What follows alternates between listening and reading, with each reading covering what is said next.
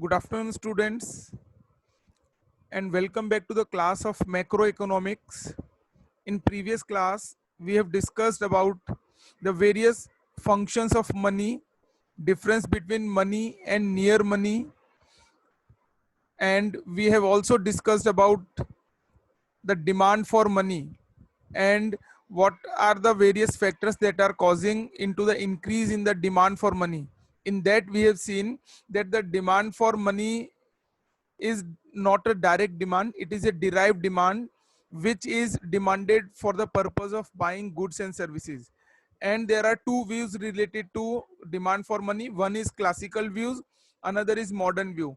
In that, we have discussed about the classical theory of demand for money and modern theory of demand for money that is given by J.M. Keynes. Today we are going to start with the another version of a demand for money that is given by the Milton Friedman. Now, according to Professor Friedman, there are four important determinants of demand for money.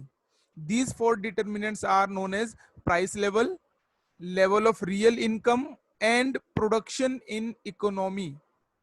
Third, rate of interest. Fourth, rate of price rise. Milton Friedman's definition is considering the contingent function of money, which money performs in a modern dynamic economy.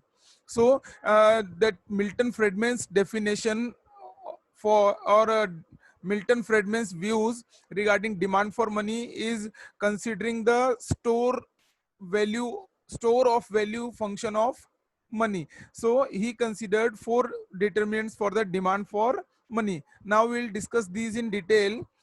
That is accordingly, out of above four determinants, the first two determinants, that is price level and level of real income and production, have direct relationship with the demand for money. That means when the demand for money, that is price level, is increasing, then demand for money will also increase. That is what it is happening at the time of inflation. Price rise is known as a inflation. So at the time of inflation, the value of money falls. That means we have to spend more money to purchase the same commodity which we were purchasing earlier at a lower price. So whenever there is a change in the price level, the demand for money is going to increase. Similarly, the level of real income, if the level of real income is increasing, then the demand for money is also going to increase. Changes in the price level and the level of real income and production leads to direct change in the demand for money. See, whenever income and production is increasing, the demand for money will also increase, because in order to increase the production, we have to increase employment. When employment will increase, income will increase. When income will increase, people will demand more money, because they, when income will change, they will demand more commodities, and when they want to purchase more commodities, they need to demand more money. So the price level and level of real income is having a direct relationship with the demand for money. The more the price level and real income, the more will be the demand for money, and the less the price level and the level of real income, the lower will be the demand for money. However, there is an inverse relationship between the rate of interest and rate of price rise on the demand for money on other. That means whenever there is an increase in rate of interest, that means either we can keep money in the form of cash or we can keep money in the bank.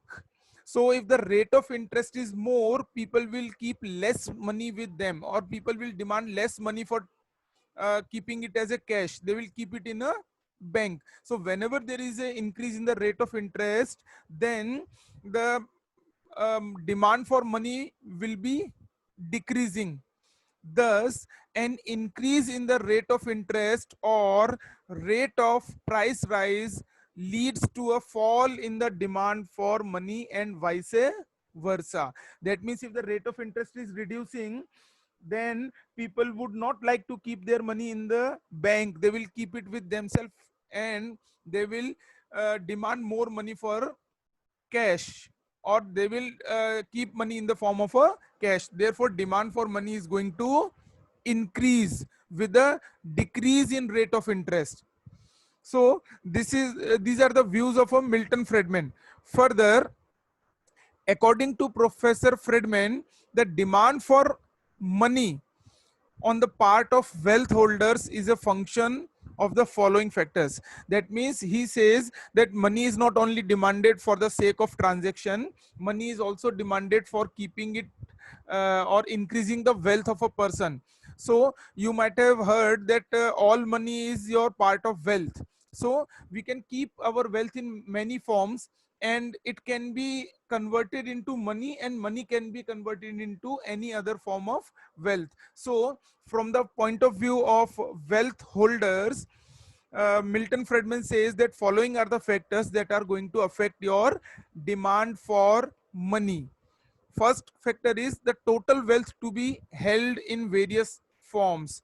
That means how much wealth I want to keep into various forms. The more the number of forms in which I'm keeping my wealth, the demand for cash or money is going to decrease. That means if I am holding my wealth in the form of shares, debentures, bonds, or any other form, then the cash is going to decrease. That means if other forms of wealth are increasing, then cash will decrease, and if other forms of wealth are decreasing, then cash will increase. So there is a inverse relation. Second one is the price and the rate of return on this form of wealth.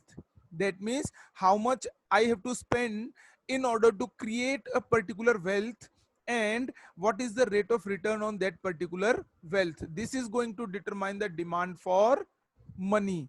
For example, if I am purchasing a house, or I am purchasing a property, so that in order to earn return on that, then I have to make comparison between the price which I'm paying for purchasing this property and the rate of return which I will be getting out of this property. So that is going to determine your demand for money. That means if my rate of return on particular form of wealth is more than the price which I am paying for it, then I will keep my money in the form of wealth rather than cash.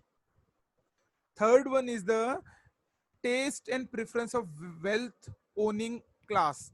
That means rich class, or the people who are owning the wealth, or who are the owner of wealth, their taste and preference. If people's taste and preference changes, then the demand for money is also going to change. Like people, if people don't want to keep money in the form of property or real estate, then the demand for money is going to increase, because now they don't no more want to keep their money in the form of other form of wealth, but they want to keep it in the form of cash. So that is why the taste and preference of wealth owning class is also going to affect your demand for money. So these are the points which are going to affect the demand for money from wealth holders point of view. Now after studying the demand for money, we have to understand the concept of money supply and what are the components of money supply. Because in order to have equilibrium, we require two forces, that is demand and supply. So we have seen that demand for money is demanded for the various purposes, and there are various views of components or the factors affecting demand for money. Now we have to start with the supply of money. So the supply of money means the total stock of money in the economy at a particular point of time. See, supply of money is different from other commodity supply, because in case of supply of money, the same amount of money, sorry, the same currency can be used again and again, repeated number of time. So the supply of money can be viewed from the two point of view. One is from stock point of view, that is on a particular point of time. Another is over a period of time, that is that how much is the circulation speed of that particular currency. That means because the money which is created once is reusable again and again, and its value is not going to decrease with the that movement from one person to another person, or with the circulation its speed is its value is not going to decrease. That is why the supply of money means the total stock of money in the economy at a particular point of time. The stock of money generally described as the quantity of money or the total amount of money in circulation. Circulation means that availability of money for the that buying and selling in the economy. So the money which is circulating or rotating in an economy at a particular point of time is considered as a stock of money. Hence, the supply of money at a point of time means the quantity of money in the existing, the quantity of money in existence at the particular time. So that is your quantity, that money supply in terms of stock. In the modern economy, the total quantity of money held by the public can be defined from the can be defined in the other forms also, like the people are keeping money in and other forms also, or spendable money which people are having with them. That means spendable money means the money which they are ready to spend in economy, that is considered as your that quantity of money held by public for spending purpose. Further, the supply of money and its component. In the modern economy, the total quantity of money held by public is spendable form generally comprises of, that means the spendable form means the money which is available for a public to spend. So it comprises of currency money, that is the money available in the form of cash. So it is sometimes considered as a CC, currency in circulation, plus DD, demand deposit, plus OD, other deposit. So the supply of money is generally C plus DD plus OD. But OD, that is other deposits, comprises of very small proportion. That is why the major component of money supply are currency in circulation, that is CC, and demand deposit. So currency in circulation means what? The coins and paper notes in circulation is issued by the government or central bank, because the small coins are issued by the government, whereas the big denomination money are issued by the central bank. Therefore the total amount of money circulating in an economy comprises of your coins and paper notes, that is your currency in circulation issued by government or central bank. Second component is demand deposit of the commercial banks, that is the commercial banks are also that is one of the source of that supplying money to the public, and that is why it is considered as the component of a money supply. So demand deposit, that means the deposit which can be demanded at any time. So generally it is a saving deposit. So first component that we have to study is money supply with the public. The total quantity of money held by the public can be known by the sum total of currency notes and coins in circulation after deducting it from the amount of cash in hand with the banks. Now that means, for example, that the total currency issued by the government or authority of a country is, let us say, 100 rupees. Out of that 100 rupees, I have kept 20 rupees in a bank. So how much money is available with me or with the public? It is total currency minus the amount available in the bank. So total currency issued was 100 rupees. The money which I kept in a bank is 20 rupees. So how much money is available with the public? 100 minus 20, that is 80. So that is why we, in order to know the total quantity of money held by the public, we need to deduct the amount which public is keeping in the bank. So the total amount issued by the authority minus the amount kept in a bank in the form of demand deposit. So remaining part will be the money with the public in the form of cash. The reason for this is that people do not keep with them in cash the entire amount of paper currency and coins issued by government or central bank, but they deposit a part of it in the banks. Therefore, in order to know the total money supply held by the public, we need to uh, deduct the quantity of money available in the bank in the form of various deposits. Then only we will come to know about the that availability of money with the public. Second component is the demand deposits of the commercial banks.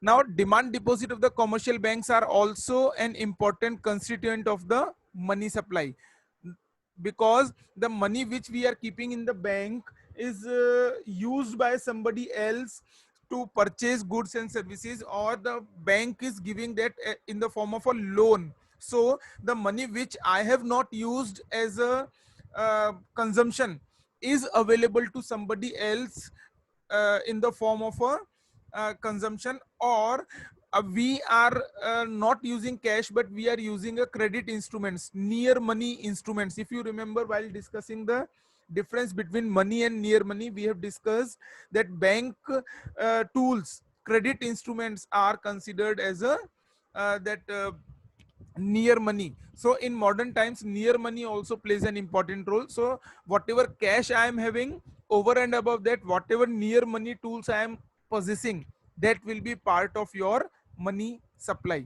In fact, bank deposits are considered as money because in the modern economy they act as a medium of exchange and are generally acceptable in the discharge of debts and obligations. It should be noted that time deposits of the commercial banks are not money. Time deposit means fixed deposit. So whenever we need to consider the demand for supply of money, then demand deposit will be considered as a part of supply of money, not time deposit, because time deposit is available only after a particular period of time. Its maturity is fixed. You cannot withdraw that money or use that money before predetermined period of time. If you are using that, then it will have a penalty, or you have to pay a penalty for using that money before the fixed time period. That is why time deposit is not a part of your money supply. The justification for excluding time deposit from the total money supply is that they serve as a store of value. They are not themselves means of payment. No doubt they are liquid asset, but they are not liquid enough to rank as a money. They are considered as a that quasi money or near money, because in order to use that as a money, you have to convert that into more liquid form, because time deposit is having a lock-in period. You cannot use it as a that means of payment until and unless you are converting that FD or time deposit into demand deposit. So you have to convert time deposit into demand deposit in order to use it as a means of payment. Now we have to understand what are the various factors that are affecting the money supply. In any economy, the money supply is affected by a number of factors. The first factor that is affecting your money supply is bank credit to government or government's borrowing from the banking sector. That is your part of money supply.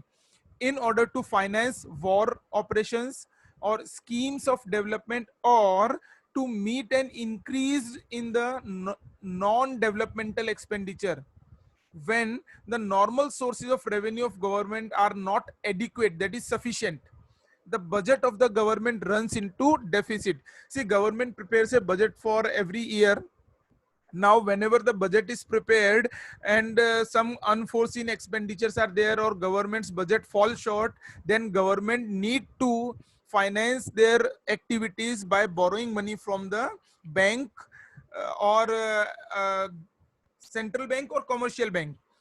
Then it is known as a that financing their budget or activities through borrowing. In order to meet this deficit, government borrows from the central bank either by running down its cash balance or by creating new money. When government is creating a new money, it is known as a deficit financing.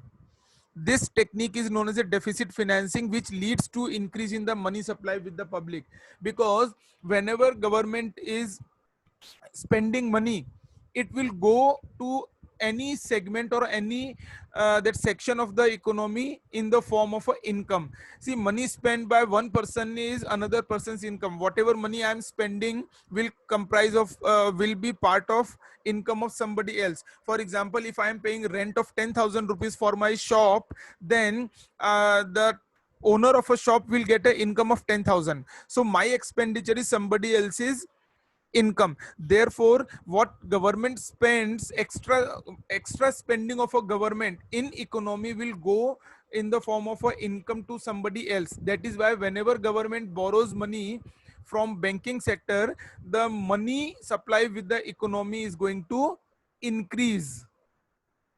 On the other hand, if government follows the policy of surplus budgeting, there will be reduction in the money supply with people. Surplus budgeting means when the government is having a more money with them, then what government will do? Government will not borrow money from the that banking sector. That means whenever there is a surplus money with the government, then government will not create a new money. So it will reduce the supply in the economy. Besides, the government can also borrow from the commercial banks against its own security. That means commercial banks are having certain financial assets with them, like they might have invested in some company in the form of shares and debentures. So by mortgaging or selling these shares and debentures, they can raise fund. In such case, the commercial banks will create demand deposit in the name of government. This is similar to government borrowing from the central bank. When government spends deposit provided by the banking system, the volume of money supply in the public increases. That means whether the bank is borrowing from the RBI or bank is borrowing from commercial bank, the money supply in the economy is going to increase. The process of borrowing from RBI and commercial bank is different. Through RBI, they can print new currency and finance their deficit. That is known as your deficit financing. So for borrowing from RBI, they need not to that mortgage their assets. Whereas in case of borrowing from commercial bank, if they are having any financial security, they have to sell that security or mortgage that security in order to get the money from the bank. So whether they are borrowing from RBI or they are borrowing from commercial bank, the effect will be that money supply in the economy is going to increase.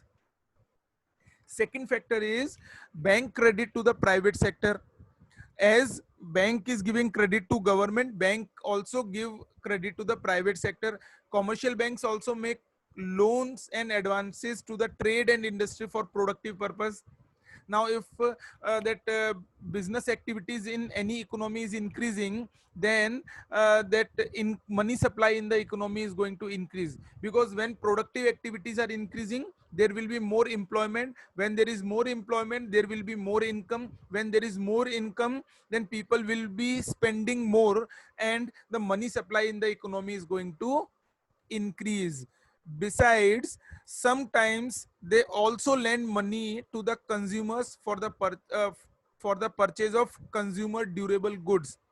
We all are getting commodities nowadays on the credit mechanism, or we are buying it on a EMI system. So it is a kind of a loan which is given by the commercial bank. So the money supply in the economy is going to increase.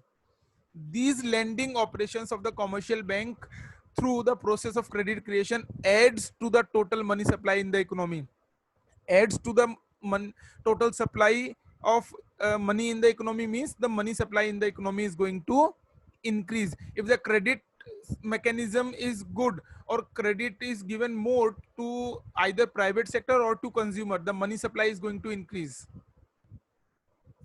Third one is your balance of payment situation.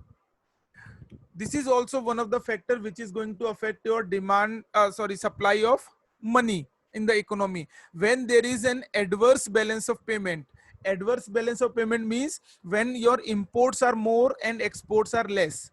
So imports are more, that means you have to make more payment to the seller. So in such situation, what will happen? The government tries to meet it by drawing on its past accumulation of foreign exchange reserve in order to make payment to the foreign exporters. That means whatever savings government is having in the past, that savings government is going to utilize for making payment to the foreign exporters, because our balance of payment is adverse. That means we have imported more and exported less. So what we are going to earn is less and what we have to pay is more. So to the extent the total money supply in the economy diminishes, so by the amount that government is withdrawing from their past saving to make the payment to foreign exporters, by that amount your money supply is going to decrease or diminish. However, the deficit in the balance of payment, if they are met by the external assistance, money supply will not diminish. That means if I am making payment by external borrowing, that is borrowing from some foreign country, then my money supply in the economy is going to remain as it is, because I have not used my previous savings. So if government is using previous saving in order to make payment to the exporters, then the supply of money is going to decrease, otherwise not. Conversely, that means oppositely, or in other case, when there is a favorable balance of payment, favorable balance of payment means when our exports are more, imports are less, money supply will increase because the central bank will make payment to the exporters in the local currency in return of the foreign exchange earned by them due to increase in export. That means when my export is more, then what will happen? I will receive the payment in foreign currency, I'll give it to the RBI, and RBI will convert that into Indian currency, and they will make payment to the exporters. So that means conversion will take place. That means exporters will receive the payment in the local currency, therefore the foreign exchange earned by our country is going to increase. So students, these are the points which we have to understand while understanding the factors affecting money supply. So this is all about the money supply and demand. Now in next class we are going to study the various theories of demand for money. That is one of the theories, quantity theory of money, that we will be discussing in next class. Thank you very much.